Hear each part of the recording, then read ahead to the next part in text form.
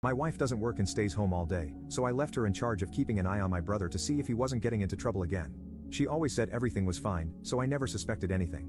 However, about 2 months after I left on my trip, I was released to return home, 15 days earlier than planned.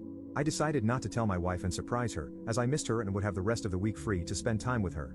So I bought flowers, chocolates, and a perfume she loves, and went home.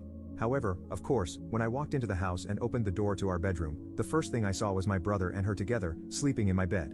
I had no reaction, I just managed to leave the room and cry, maybe for minutes, for hours. But I decided I wouldn't let it go. I took a picture of them together, took screenshots of her phone, and left the house. When I called his workplace, I found out my wife was lying and he hadn't been going to work for about 2 months, always saying he was sick, and they hadn't fired him yet because I was an important employee in the company and they were giving him a chance. I said they could fire him, and I would sign his dismissal if necessary. In addition, I am officially issuing a notice to evict him from the house I had let him live in, as I had never officially transferred it to him, although I had planned to do so in the future. I have also already spoken to my lawyers, and we will start the divorce process.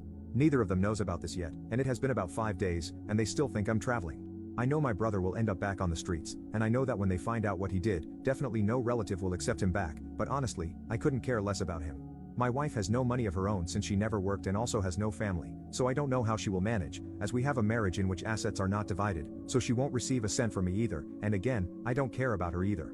The news of all this will reach them today, and when it happens, I will update here. You can now check if there's a part 2 by pressing share and more.